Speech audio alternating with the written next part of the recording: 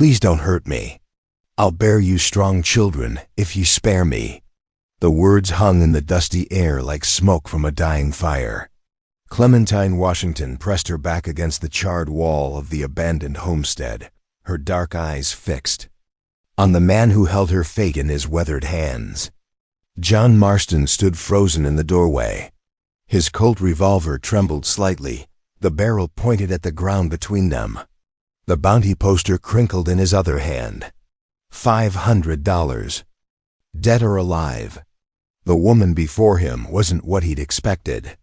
Her calico dress was torn and stained with travel, but her spine remained straight. Her hair, escaped from its pins, framed a face that spoke of intelligence and stubborn dignity. This was no common criminal. Something in her eyes stopped him. Cold, not fear alone, but a terrible resignation. She'd made this offer before. The thought made his stomach turn. "Ma'am." His voice came out rougher than intended. "I think you got me all wrong. I ain't that kind of man." He lowered the gun. Completely. The hammer clicked softly as he eased it down. Clementine blinked. Her shoulders remained tense, ready to run or fight despite her words. "You're here for the bounty." "I am." John holstered the weapon. "But not like that. Never like that." The wind whistled through the broken windows. Ash from the long dead. Fire stirred in the corner. This place had seen its own share of violence, its own desperate endings. "What do you want then?" She shifted slightly, measuring the distance to the back door. John studied the poster again. Theft. Assault. The crime seemed small compared to the intelligence in her eyes, the careful way she held herself. What did? "You really do? Does it matter?" "It does to me." A horse whinnied in the distance, then another. Clementine's head snapped toward the sound, her body going rigid. "You brought others?" "No." John moved to the window, peering through the cracked glass. 3 riders approached at a steady pace. He recognized the lead horse immediately. Dutch van der Berg's big bay stallion. "We got company." He turned back to her. "Friends of yours?" "I don't have friends." Clementine was already moving toward the rear of the cabin. "Only people who want me dead and people who want me worse. Dutch ain't the patient type. He finds you here. There won't be questions." She paused at the back door, studying his face. "Why should I trust you? Because I'm the only chance you got." The riders were closer now. John could make out Dutch's voice calling orders to his men. They'd circle the building, cut off all escape routes, standard procedure for cornering prey. The root cellar. Clementine pointed to a nearly invisible trapdoor beneath a fallen beam. "Found it when I came in." "Goes under the back wall." John nodded. "You first." "After you." "Lady, I'm trying to help you. Men always say that." But she moved toward the trapdoor anyway, lifting the heavy wood with surprising strength.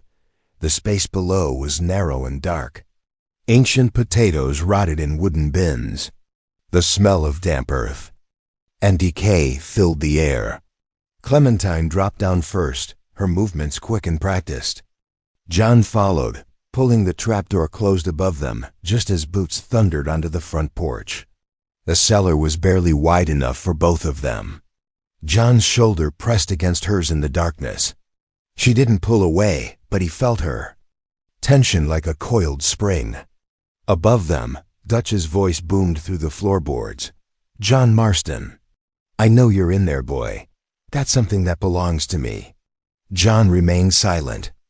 Clementine's breathing was steady beside him, controlled. She'd done this before, hidden in small spaces while dangerous men hunted her. "Check the back rooms," Dutch ordered. "She's here somewhere. Trail goes cold right at the door." Boots stomped overhead. Furniture scraped against the floor. John felt Clementine flinch when something heavy crashed down. "Nothing, Dutch. Place is empty." "Then where'd she go?" "Ghosts don't leave tracks." John waited until the footsteps moved away from their hiding spot. Then he whispered, barely audible, "There's a tunnel Goes out past the well. She turned toward him in the darkness. How do you know? Used to be a station. Underground railroad. Understanding passed between them in the narrow space. She'd traveled this route before, following the hidden paths that led people like her toward freedom. Dutch won't give up easy, she whispered back. No, he won't. Above them, the search continued. Dutch's men grew increasingly frustrated, their movements more violent. Something shattered against the wall. She was here, Dutch muttered.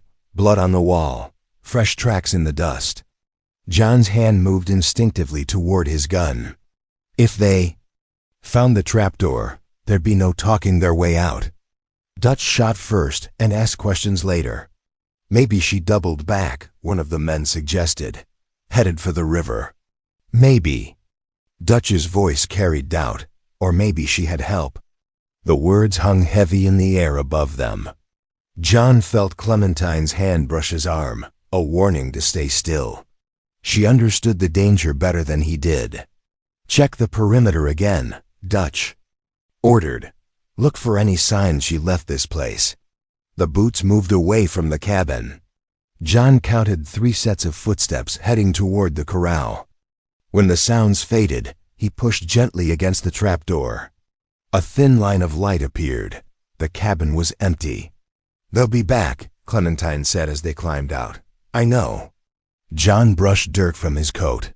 That's why we need to move. We? He looked at her directly. You got somewhere else to go? She didn't answer immediately. Her eyes searched his face, looking for deception or hidden motives. Finally, she shook her head. Then we're partners until we figure this out. I don't even know your name. John Marston. He touched the brim of his hat. And you're Clementine. Washington. Says so on the poster. What else does it say? John pulled out the crumpled paper. Theft. Assault. $500. He looked up at her. What it doesn't say is why. Does it matter? It does to me.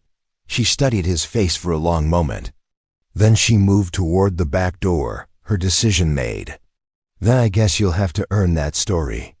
John followed her into the fading afternoon light. Behind them, the abandoned homestead held its secrets. Ahead lay uncertain ground, dangerous men, and questions that demanded answers. But for the first time in months, neither of them walked alone.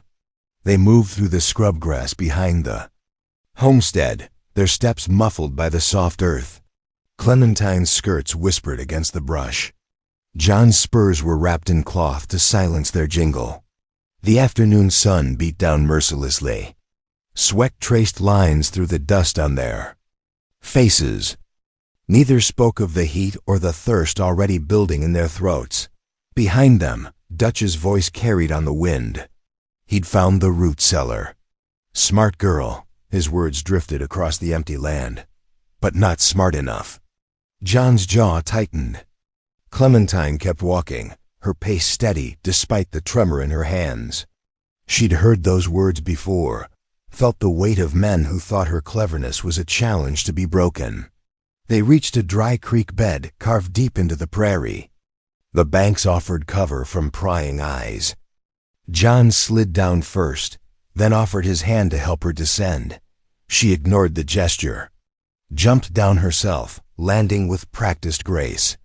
The creek bed stretched eastward toward a line of cottonwoods. Dead fish bones littered the sandy bottom. The drought had claimed this waterway months ago, leaving only the memory of better times. How far to the river? Clementine asked. 3 miles. Maybe 4. She nodded, already moving. Her stride was longer than he'd expected, more purposeful. This woman had covered ground before, knew how to eat distance without wasting energy. The banks rose higher as they walked. Soon they were moving through a natural canyon, sheltered from the wind and the eyes of anyone tracking them. The silence stretched between them, heavy with unspoken questions. John studied her profile as she walked. The set of her shoulders spoke of burdens carried too long. The way she favored her left foot suggested an old injury, carefully hidden. Her hands moved constantly, checking pockets, adjusting her torn sleeve, touching the small leather pouch at her waist. "You're not what I expected," he said finally. "What did you expect? Someone harder, meaner?" She glanced at him sideways. Disappointment? Relief. The word hung between them. Clementine's steps faltered slightly, then resumed their steady rhythm. She'd learned not to trust relief, not to believe in the kindness of strangers. They rounded a bend in the creek bed. Ahead, the cottonwoods grew thicker, their roots exposed in the dry earth. A mockingbird called from somewhere in the branches, its song sharp and lonely. "The things they say I did," Clementine said quietly. "Some of them are true." John waited. The rhythm of their walking was hypnotic, their shadows stretching long. Across the sandy ground, I took medicine from a doctor's bag, food from a store, clothes from a line. Her voice was steady, matter-of-fact, but not for myself. For who? Children, sick ones, dying ones. The words settled between them like stones in still water. John understood the weight of watching children suffer, the desperation that drove good people to desperate acts. The assault charge? Man tried to stop me. Tried to put his hands where they didn't belong. She touched the small knife at her belt. I persuaded him otherwise. John's respect for her grew. She'd fought for her dignity, protected those who couldn't protect themselves. In his book, that made her a hero, not a criminal. They climbed out of the creek bed as it began to shallow. The cottonwoods were close now, their leaves rustling in the breeze. The sound of water reached their ears, faint but unmistakable. "There's something else," John said as they walked. "Reason I need that bounty money." Clementine's hand moved too. Her knife hilt. The gesture was subtle, practiced.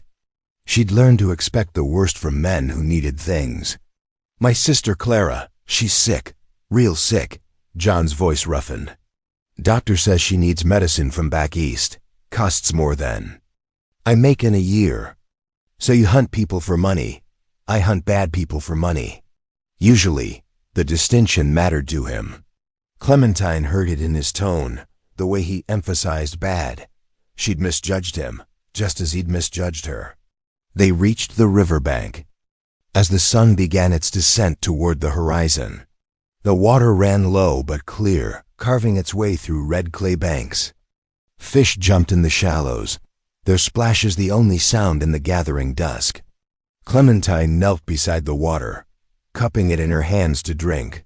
The liquid was cool and sweet, cutting through the dust in her throat.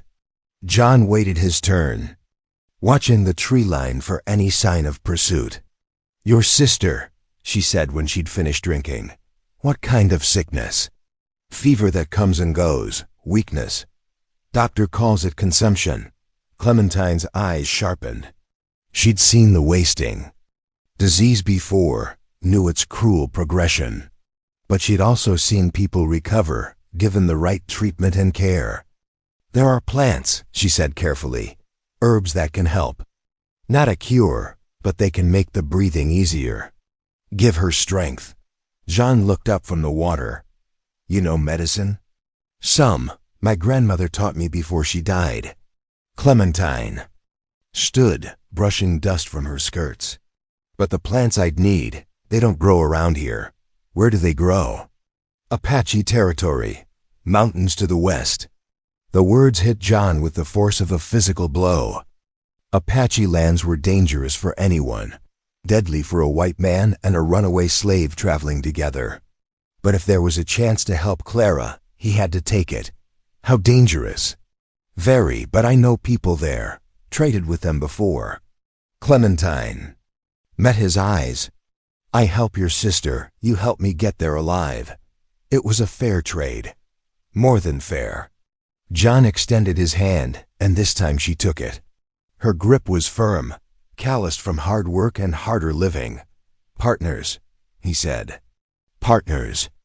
They shook once, sealing the agreement. Neither smiled, but something shifted between them. Trust was too strong a word, but mutual respect had taken root. The sun touched the horizon, painting the sky in shades of orange and red. Soon it would be dark enough to travel without being seen. Dutch would expect them to follow the river, so they'd cut across country instead. "We should move," John said. "Dutch knows this area too well." Clementine nodded, already gathering her skirts for the journey ahead. The Apache lands lay. 2 days' hard travel to the west. Between here and there stretched empty country, hostile territory, and the ever-present threat of Dutch's pursuit. But for the first time since leaving the homestead, neither of them faced the darkness alone. They turned their backs on the river and headed into the gathering night. Behind them, the water continued its patient journey toward the sea. Ahead lay mountains and medicines, danger and hope intertwined. The wind picked up, carrying the scent of sage and distant rain. Clementine breathed it in, finding strength in the familiar smell of growing things. John checked his weapons one final time, then settled into the steady pace that would carry them through till dawn. They moved as shadows across the empty land. Two broken people bound by necessity and the fragile hope of healing. The stars emerged one by one above them, marking their passage through the vast indifference of the night. They walked through the night, their footsteps muffled by sand and dried grass. The stars wheeled overhead, cold and distant. John's boots found their rhythm beside Clementine's softer tread, two heartbeats moving through the sleeping world. By dawn, they'd covered 15 miles. The landscape had changed from prairie to rolling hills dotted with mesquite and prickly pear. Red rocks jutted from the earth like broken teeth. The air tasted of dust and something sharper, more elemental. "Storm coming," Clementine said, reading the sky. Dark clouds gathered to the west, their bellies heavy with rain. The wind carried the scent of lightning, ozone sharp against their faces. They'd need shelter soon. John spotted the cave first, a dark mouth in the hillside surrounded by fallen boulders. Not deep, but enough to keep them dry. They settled in as the first drops began to fall. The storm broke with sudden violence. Rain hammered the earth, turning dust to mud in minutes. Wind howled through the cave mouth, carrying the smell of wet sage and clean stone. They sat in silence, watching water cascade down the rocks. The sound was hypnotic after so many dry months. Clementine held her hands out to catch the drops, letting them run between her fingers. "Haven't seen rain like this since spring," she said. "Clara always loved storms." John's voice was quiet, almost lost in the thunder. "Used to stand on the porch and watch the lightning." "Tell me about her." John's hands worked at his gun belt, adjusting the leather with practiced movements. "Stubborn, smart, too smart for her own good sometimes. Sounds familiar." He looked at her then, seeing something in her face that made him pause. The way she held herself, the set of her shoulders. There was strength there, but also a deep weariness. "You got family?" he asked. "Had." The word fell flat, final. "Grandmother who raised me. Others I traveled with. What happened to them?" Clementine's hands stilled in her lap. The rain drummed against the cave walls, filling the silence between them.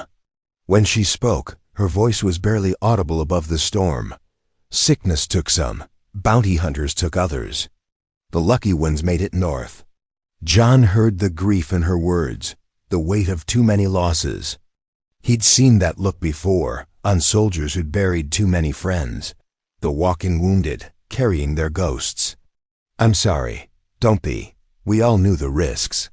But her voice cracked slightly on the last word. John pretended not to notice, giving her the dignity of her composed mask. The storm raged for hours. They dozed fitfully, backs against the cave wall, careful not to touch. When John woke, Clementine was gone. Panic flared in his chest. He reached for his gun, already imagining Dutch's men dragging her away. Then he heard singing, soft and low, coming from deeper in the cave. He found her tending to something in the darkness. Her hands moved with practiced precision, gentle but sure. As his eyes adjusted, he saw what held her attention. A coyote pup, injured and frightened. Its leg was twisted, probably broken. The mother was nowhere to be seen. Found him shivering in the back, she said without looking up.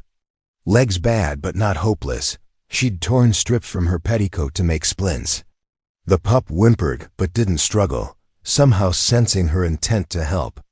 Her touch was careful, reverent. "You don't have to do this," John said. "Yes, I do." The certainty in her voice stopped him. This wasn't about the pup. This was about something deeper, some need to heal that lived in her bones. "My grandmother used to say every life has purpose," Clementine murmured as she worked. "Even the smallest ones." John watched her hands, so gentle with the frightened creature. These were the hands of a healer, not a criminal. Whatever crime she'd committed, they came from compassion, not cruelty. "Where did you learn all this?" "Started with dolls. Bandaging their arms, setting their broken legs." A ghost of a smile crossed her face. "Grandmother said I had the touch. The gift. But you couldn't practice, not legally." "No." The word was bitter, too dark, too female. Too free. The last word hung in the air between them. John understood the weight of it, the courage it took to claim that freedom and the price she'd paid for it. The rain began to ease. Water still dripped from the cave mouth, but the thunder had moved on. The pup settled into sleep, its breathing steady and calm. "I used to practice medicine," John said suddenly. "Army medic during the war." Clementine's hand stilled. "Used to?" "Lost too many. Boys who should have gone home to their mothers." His voice was rough with old pain. "Stopped believing I could help anyone." "What changed?" John looked at her, then at the sleeping pup. Maybe nothing, maybe everything. They sat in the growing quiet, two wounded healers sharing the weight of their failures. Outside, the storm clouds began to break apart, letting through shafts of golden light. "There's something else," John said. "About Clara. About why I really need that bounty money." Clementine waited, her attention focused entirely on his words. "She writes letters. To the territorial governor. About conditions in the territories. About how people are treated." He paused. "She's been asking too many questions about Dutch's operation." Understanding dawned in Clementine's eyes. She's in danger. More than just from the sickness. Dutch doesn't like troublemakers. "So you hunt bounties to buy her medicine and keep her safe." "Tried to, but now I've made things worse." John's hands clenched into fists. "By helping you, I've made an enemy of the most dangerous man in 3 territories." Clementine reached out, her fingers briefly touching his wrist. The contact was light, but it steadied him. "Then we help each other," she said simply. "Get the medicine for Clara. Keep her safe. Keep each other safe. You don't understand how dangerous Dutch is. I understand plenty about dangerous men." Her voice carried steel beneath the softness. "I've been running from them my whole life." The rain stopped. Sunlight streamed through the cave mouth, warm and golden. The pup stirred, lifting its head to look at them with bright, trusting eyes. "We should move," John said. "Storm will have washed out our tracks, but Dutch is persistent." Clementine nodded, already gathering her makeshift medical supplies. She'd fashioned a small sling from more fabric, a nest for the pup to rest in as they traveled. "You're taking him?" "Can't leave him here." "To die." John started to protest, then stopped. The pup was small, wouldn't slow them down much. And something in Clementine's face told him this wasn't negotiable. They emerged from the cave into a world washed clean. The air smelled of rain and growing things. Steam rose from the wet rocks, creating small clouds that drifted across the landscape. "Apache lands are still a day's walk," Clementine said, adjusting the sling across her shoulder. "If we push hard, then we push hard." They set off across the rain-soaked earth, their footsteps leaving clear prints in the mud. Behind them, the cave held the memory of their shared confessions, the first tentative threads of trust. The sun climbed higher, burning off the morning mist. Ahead lay mountains purple with distance, Apache territory, and the plants that might save Clara's life. John found himself watching Clementine as they walked. The way she moved, the careful attention she paid to the healing pup. She was nothing. Like the criminal on the wanted poster. She was something far more dangerous to his carefully guarded heart. A healer. Like he'd once been, before the war broke something inside him. Maybe, he thought as they climbed toward the distant peaks, some things could be healed after all. The Apache scouts found them at dawn. John woke to the sound of horses breathing, the creak of leather, the whisper of steel against wood. 3 warriors sat motionless on their mounts, silhouetted against the rising sun. They'd approached without sound, ghosts made flesh in the morning light.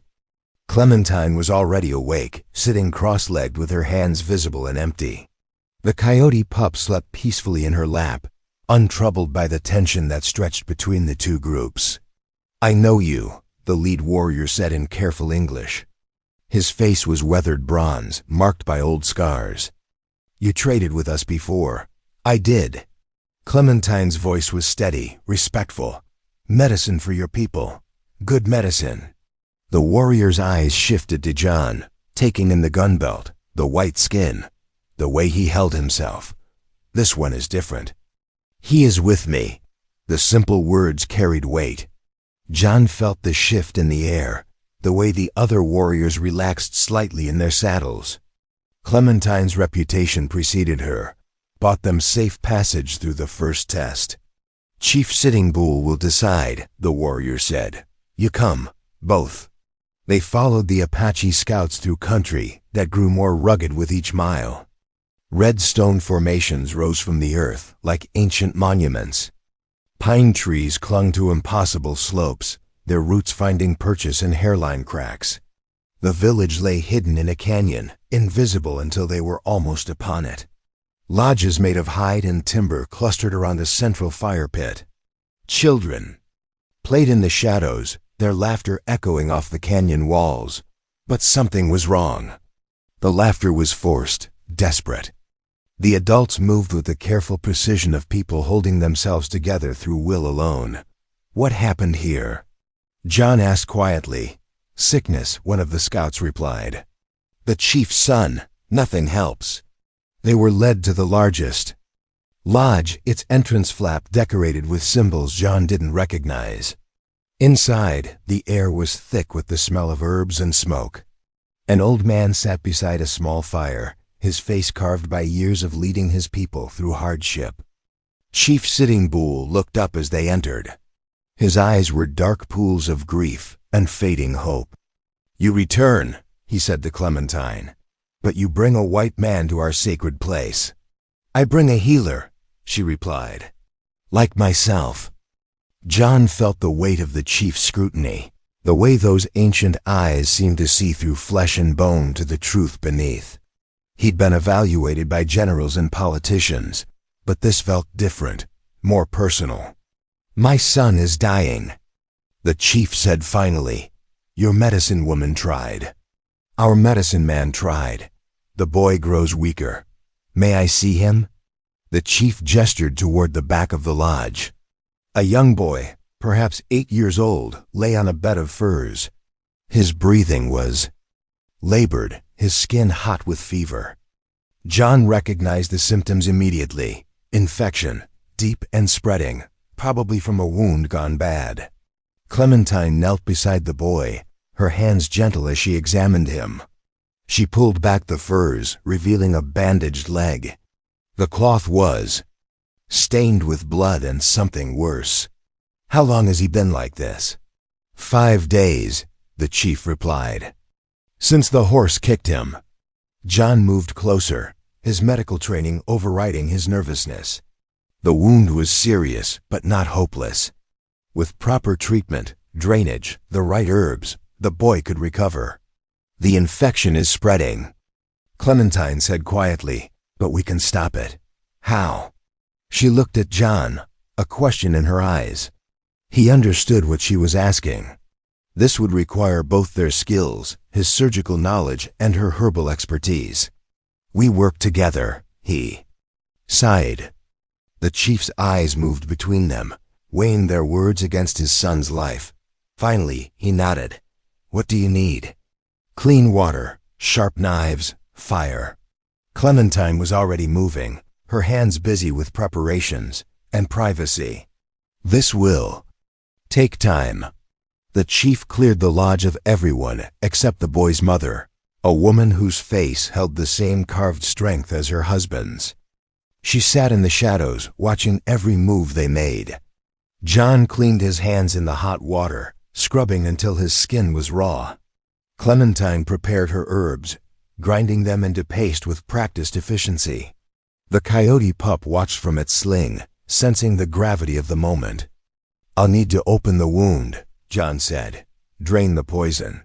And I'll pack it with medicine once you're done." They worked in careful synchronization, John's surgical precision guided by Clementine's knowledge of healing plants. The boy stirred, but didn't wake, lost in fever dreams. Hours passed.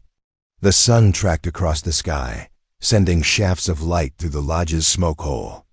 John's hands grew steady as he worked, muscle memory returning from countless battlefield surgeries. This was what he'd trained for, what he'd been good at, before the war taught him that skill wasn't always enough. "There," he said finally, tying off the last bandage. "It's done." Clementine applied her herbal poultice, the plants she'd gathered during their journey mixed with others from the Apache medicine stores. The boy's breathing was easier already, the fever beginning to break. "Will he live?" the chief asked. "He'll live," Clementine replied, "but he needs rest. And these herbs twice daily until the wound heals." The chief's wife approached, her hands trembling as she touched her son's cooling forehead. Tears carved tracks down her weathered cheeks. "You have given us back our future," she whispered. John felt something shift inside his chest, a loosening of the knot that had lived there since the war. He'd forgotten this feeling, the pure satisfaction of healing rather than hurting. "The herbs I need for my friend's sister," Clementine said. "For the lung sickness," the chief nodded immediately. "Take whatever you need. Stay as long as you wish." "We can't stay long. There are men hunting us. Then they will find nothing but empty wind." The chief's voice carried the weight of absolute certainty. "You are under our protection now." That night, they shared the evening meal with the tribe. The boy was awake, weak but alert, his mother spooning broth into his mouth.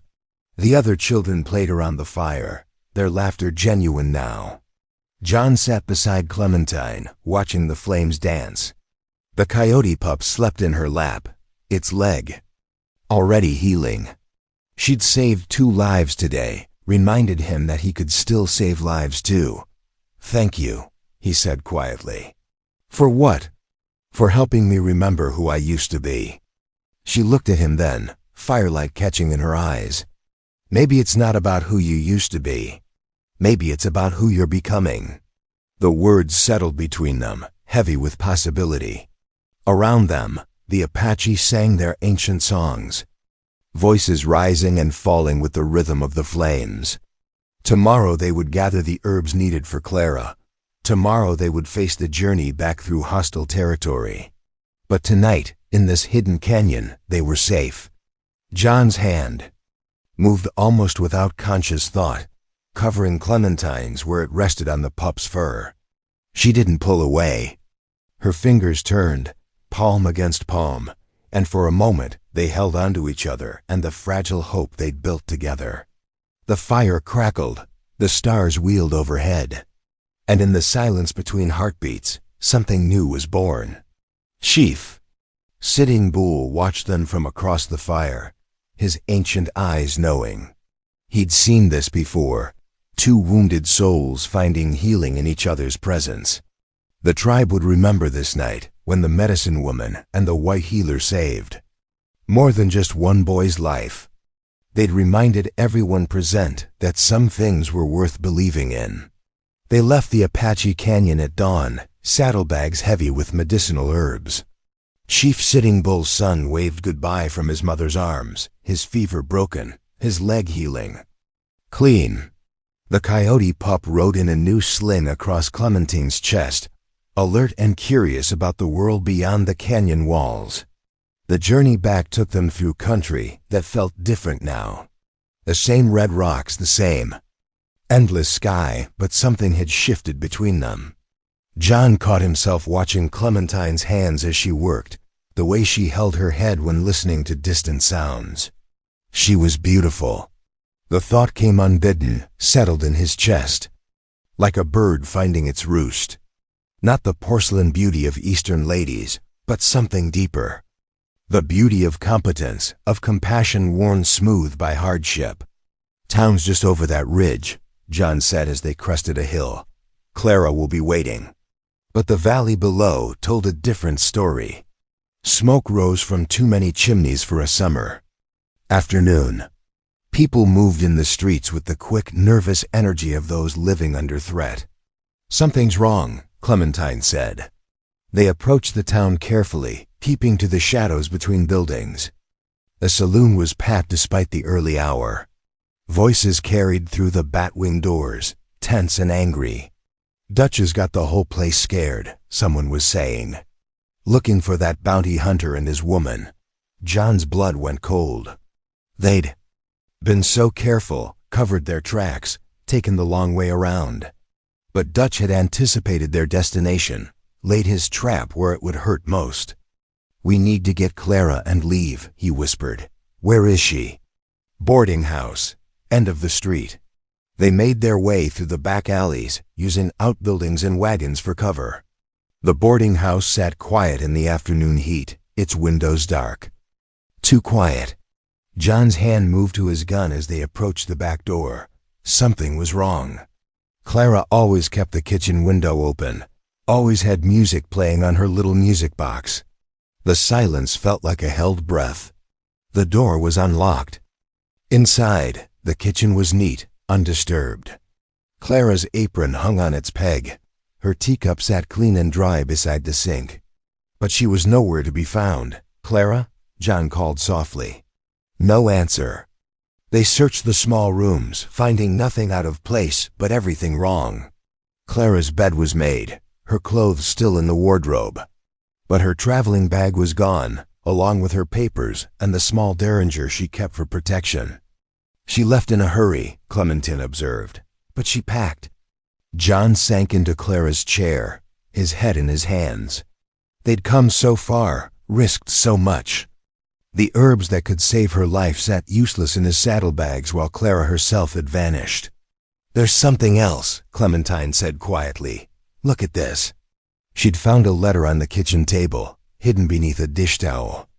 John's name was written on the envelope in Clara's careful script. Inside, her words were brief and urgent. "John, Dutch knows about my letters to the governor. He's taken the schoolteacher's children. Says he'll trade them for you and the woman. Meet him at the old mine at sunset. I've gone ahead to try to help them. Don't come alone. Clara." The paper crumpled in John's fist. Dutch had crossed a line, involved innocents in his private war. Children who had nothing to do with bounties or justice, or the complex web of loyalty and betrayal that bound the adult world. "It's a trap," Clementine said. "I know." John stood, checking his weapons with grim efficiency. "But those children don't deserve to pay for my choices. Our choices." He looked at her sharply. "This isn't your fight." "Yes, it is." Her voice was steel wrapped in velvet.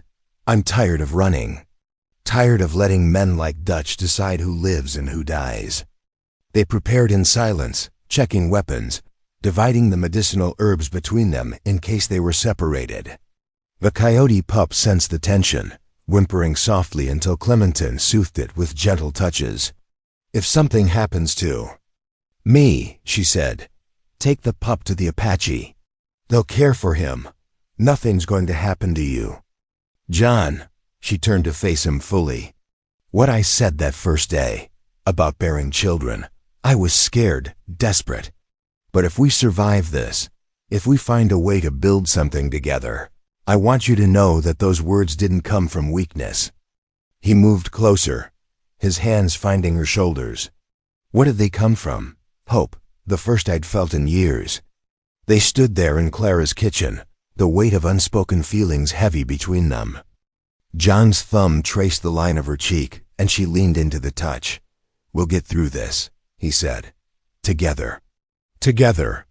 They kissed then, soft and fierce, and full of all the things they might never get to say. The taste of her, the way she fit against him, the promise of a future that felt suddenly possible. The sound of horses in the street broke them apart. Through the window, they saw riders approaching. Not Dutch's men, but something equally unexpected. Clara rode at the head of a column of federal marshals, her traveling dress dusty from hard. Riding, behind her came a dozen men in official badges, their faces grim with purpose. "John," Clara called as she dismounted. "Are you in there?" He opened the door, confusion and relief warring in his chest. "Clara, what's happening?" "I should have told you sooner." She pushed past him into the kitchen, her eyes taking in Clementine with sharp intelligence. "I'm not just a correspondent for the territorial governor. I'm a federal agent." The words hit John like a physical blow. Everything he'd believed about his sister, about his own mission, crumbled and reformed in the space of a heartbeat. "The bounty hunting?" he asked. "Cover story. I needed someone to help me gather intelligence on Dutch's operation. Someone I could trust completely. So you used me. I protected you. Kept you close while I did the dangerous work." Clara's voice softened. The consumption, the medicine, all of it was real. "But I've been working to bring down Dutch's entire network. For months." Clementine stepped forward, her hand finding John's arm. "The children. Your letter said he took children." "A lie to draw you out." Clara's eyes were apologetic but determined. "Dutch is holding the entire town hostage. He knows I'm a federal agent now, knows his time is running out, so what's the plan?" "We end this, tonight, all of us together." The marshals filed into the small kitchen, their presence filling the space with authority and purpose. John looked at Clementine, seeing his own mix of relief and apprehension reflected in her eyes. The game had changed. Dutch was no longer just a bounty hunter with a grudge. He was a cornered animal, dangerous and desperate, and they were the only ones who could stop him. "Tell us what you need," John said. Clara smiled, and for the first time in months, it reached her eyes. "I need my brother and his partner to help me save this town." Outside, the sun began its descent toward the horizon. In the distance, the old mine waited, empty and patient. But the real confrontation would happen here, in the streets where people lived and worked and hoped for better days. The final act was about to begin. The plan was simple. Dutch held the town saloon, his men posted at every window. The townspeople huddled inside, hostages in their own gathering place. Clara's marshals would surround the building while John and Clementine created a distraction. "Smoke," Clementine said, grinding herbs between her palms. "These plants, when burned, create thick clouds. Confuse the eyes, make breathing difficult." "Non-lethal," Clara added approvingly. "We need Dutch alive to testify." John watched Clementine work, her fingers sure and steady. She'd mixed Apache healing herbs with common sage, creating something that would cloud the air without permanent harm. The same knowledge that saved lives could protect them too. "How long do we have?" "Minutes. Dutch expects us at the mine by sunset." "When we don't show, he'll start making examples." The weight of responsibility settled on John's shoulders. An entire town's safety rested on their ability to outthink a desperate man. He'd faced similar pressure during the war, but this felt different, more personal. They moved through the gathering dusk, 3 separate groups converging on the saloon. Clara's marshals took positions around the building's perimeter. John and Clementine approached from the back, where the kitchen door offered the best access. The coyote pup whimpered softly from its sling. Clementine whispered soothing words, her voice barely audible. Even the smallest member of their makeshift family understood the gravity of the moment. "Remember," John said quietly, "we create chaos, then get out. Let the marshals handle the rest." "I remember." But something in her tone made him pause. Clementine's eyes held a determination that went beyond their simple plan. She was thinking of every person Dutch had hurt, every family torn apart by his greed. "Don't do anything foolish," he warned. "Define foolish." Before he could answer, the kitchen door creaked open. They slipped inside, moving through shadows toward the main room. Voices carried through the thin walls, Dutch's commanding tone, rising above the rest. "Your federal agent sister thinks she's clever," Dutch was saying. "But I've been planning this for months, every move, every possibility." John's jaw tightened. Through a crack in the door, he could see the main room. Dutch stood behind the bar, his gun trained on the crowd of frightened townspeople. His men flanked the windows, watching the street for signs of trouble. "Time to go," Clementine whispered. She struck a match, touching flame to the herbal mixture. Smoke began to rise, thick and white and strangely sweet. John helped her position the burning herbs near the building's air vents, where drafts would carry the smoke throughout the structure. The effect was immediate. Shouts erupted from the main room as the air grew thick and hazy. Dutch's men began, coughing, their eyes watering. The townspeople pressed handkerchiefs to their faces, understanding instinctively that this was rescue, not attack. "Now," John said. They burst through the door as the marshals stormed the front entrance. The saloon erupted in controlled chaos, Dutch's men surrendering as they struggled to breathe through the herbal smoke. But Dutch himself was gone. John spun, searching the hazy room. The back door stood open, evening air rushing in to clear the smoke. Dutch had escaped in the confusion, leaving his men to face justice alone. "Where is he?" Clara demanded, her gun drawn. "Gone," John replied, "but he won't get far." They pursued him into the gathering darkness, following the sound of running. Footsteps toward the edge of town. Dutch's horse waited in the shadows, already saddled for a quick escape. "You're too late," Dutch called from the saddle. "By morning, I'll be in Mexico. Your little victory won't last." John raised his gun, but hesitated. Dutch was right. Once across the border, he'd be beyond federal reach, free to rebuild his criminal empire, to hurt more innocent people. "Let me," Clementine said softly. She stepped forward, her hands empty but her voice carrying absolute authority. "You're not going anywhere, Dutch Vanderberg. And who's going to stop me? You? No." She smiled, an expression both gentle and implacable. "They are." Apache warriors emerged from the darkness, their horses silent as ghosts. Chief sitting. Bull rode at their head, his face carved from stone and starlight. Behind him came a dozen of his best men, armed and ready. "The medicine woman called for justice," the chief said. "We answer." Dutch's horse reared, sensing the trap closing. Around it, the Apache had surrounded him completely, cutting off every escape route. His dream of Mexico crumbled into dust. "This is between white men," Dutch snarled. "You have no business here." "The woman who saved my son has business here," the chief replied.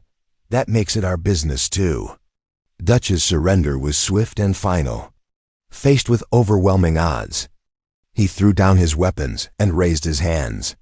The federal marshals moved in, binding him with the same efficiency they'd used to capture his men. "It's over," Clara said, relief evident in her voice. But John was watching Clementine, seeing something in her face that spoke of deeper resolution. She'd found what she'd been searching for all these months.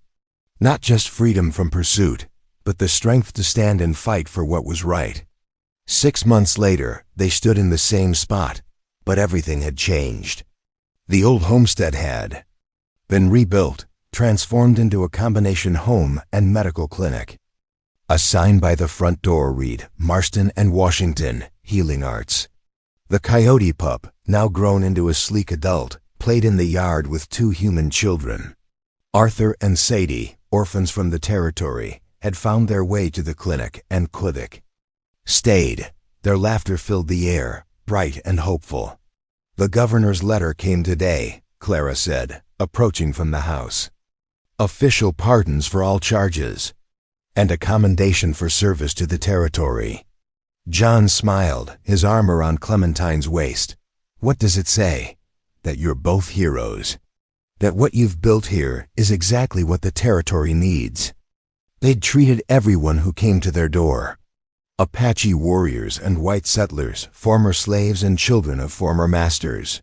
The clinic had become a symbol of what was possible when people chose healing over hatred. "There's something else," Clementine said, her hand moving to rest on her still flat stomach.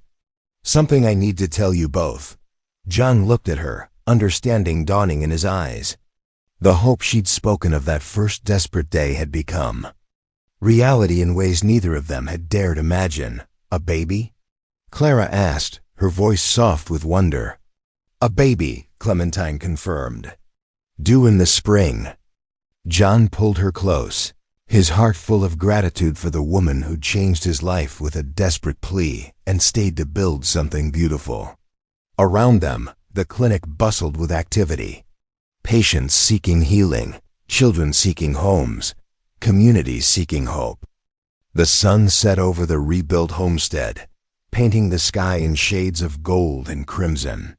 In the distance, the mountains stood eternal and patient, guardians of the healing valley below. Chief Sitting Bull arrived as evening settled, his usual quiet dignity intact. "The boy is well," he reported. "His leg grows strong. And your people?" "Thriving. The alliance you helped forge between our tribes and the territorial government bears fruit. There is peace." It was more than John had ever dared hope for. A family, a purpose, a future where the color of one's skin mattered less than the content of one's character. "What would you have done?" he asked Clementine as they watched the stars emerge. "If I'd been different that first day, if I'd been the kind of man you feared, I would have survived," she said simply. "I always have. And now I don't just survive. I live." The coyote stretched out beside them, content in the warmth of family. Arthur and Sadie had fallen asleep on the porch, their heads pillowed on Clara's lap. The clinic sat quiet, ready for tomorrow's patients and tomorrow's miracles. John thought about the long journey that had brought them here, from that first desperate encounter to this moment of perfect peace. Every choice, every sacrifice, every act of courage had led to this. A home built on love, a family forged by choice, a future bright with possibility. In the distance, an owl called to its mate. The sound was answered, two voices joining in the ancient song of belonging. Like the people gathered on the porch, they had found their place in the world. The healing was complete. And that is all to the story, for now. Please let me know where you are tuning in from. Perhaps we will create a story there. Consider liking this video and subscribing to our channel. And if you enjoy our content, click this video on your screen. I promise you, it's worth watching. See you tomorrow.